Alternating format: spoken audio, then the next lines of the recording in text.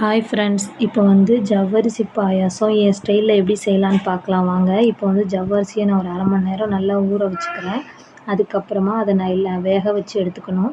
பால் 1/2 litre பாலை தண்ணி ஊற்றாமல் காய்ச்சி எடுத்து வச்சுருக்கேன். முந்திரி, திராட்சை, ஏலக்காய், குங்குமப்பூ இது எல்லாமே நான் எடுத்து வச்சுருக்கேன். அதுக்கப்புறம் இது கொஞ்சம் நான் மில்க் மேடு டேஸ்ட்டுக்காக ஊற்ற போகிறேன். வாங்க இது எப்படி செய்யலான்னு பார்க்கலாம்.